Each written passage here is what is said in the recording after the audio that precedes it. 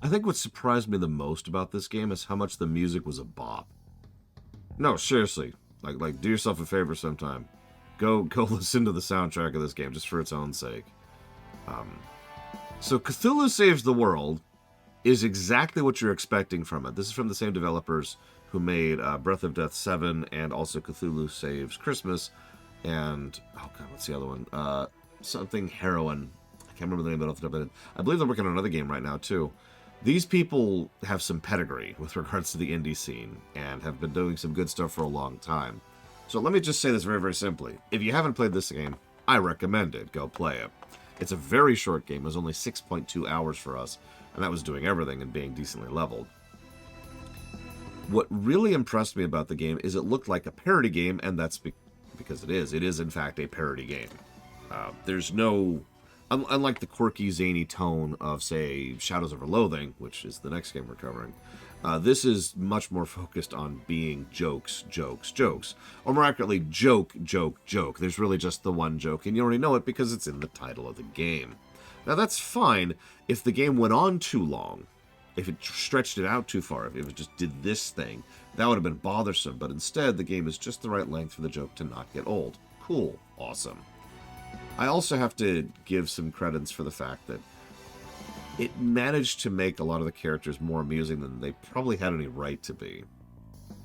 You're probably wanting me to talk about the gameplay, or more accurately, you probably don't give a damn about gameplay, because for some reason my YouTube viewers, the people who tend to watch these totally ruminations, don't actually give a damn about gameplay. It's really weird to me how many people are like, I don't care.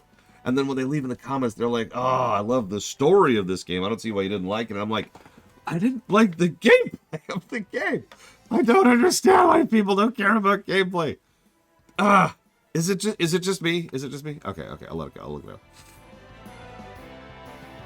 The gameplay was surprisingly good. Now, it did have a few issues. It had a little bit of a grind problem, a little bit of a music restart problem where the song will restart every single time. The encounter rate is still a little bit high, and the dungeon design is too long. I will absolutely agree with the developers themselves, because I played with commentary mode on, which I recommend, by the way, that almost every dungeon was just a little bit too long, need to be a little bit more condensed. But I like a lot of the ideas they had here. Check this out. So first they have a one-up system. There's a finite number of one-ups in the game, but each one of them allows you to just redo a battle, just like that. And that's kind of a neat concept in its own right. It gives you that gradient, like, say, in between something like, say, Mystic Quest, which just allows you to retry forever, but also without forcing you to go back to your last save point. You can also save anywhere, by the way, so that's also cool. And there's a fast travel you can use from anywhere, which is also cool. But there's also, you can also swap party members on the fly, which is also cool. Everybody gets experience whether they're in the party or not, which is also cool. There's this thing where each area has like a set number of encounters, and that's how many you should be fighting there.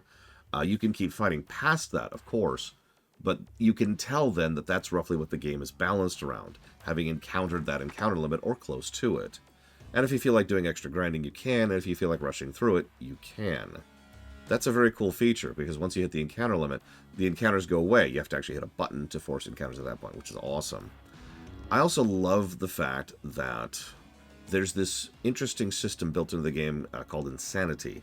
So you can turn enemies insane, which boosts them and can give some enemies a great deal of additional abilities or strengths or whatever. But it also boosts you, and it also gives you slightly more rewards for having defeated an insane enemy rather than a regular enemy. So that's a nice little risk-reward thing built into the combat. But then you get into the fact that each round the enemies get stronger, and the longer combat goes on, the less MP you regenerate at the end of the fight. So you're encouraged twice to go ahead and try to zip through encounters as quickly as you can. Which may sound strange until you think about it from this perspective. How many times have you played an RPG where you've held on to your mana, or you've held on to your potions, or you've held on to your whatever, because you just wanted to save them for the boss? This game, by virtue of those two mechanics, encourages you to go ahead and actually burn through your MP and burn through your abilities and spells in order to try and actually push through the combat better and more smoothly. It also encourages you to think about it, because there's a combo system and multiple ways to raise that combo number, and then multiple ways to then benefit from that combo number, depending. You can use combo to heal, you can use combo to damage, you can do tons of big AoE attacks, you can do multi-strikes, you can buff yourself to give yourself even more multi-strikes. There's a lot of fire and forget stuff, like you can just have the enemy take damage every turn, or you heal every turn, or you gain more combo every turn, or you gain more hits to gain more combo every turn. So, really good kit design, really good combat design, and really good general encounter design. The kind of stuff I wouldn't expect from a game that everybody showed up on stream and said, oh, it's an RPG Maker game. By the way, which it isn't, as anybody familiar with the series will tell you. This is actually a homebrew engine. But it totally looks like RPG Maker, so I get why you'd say that.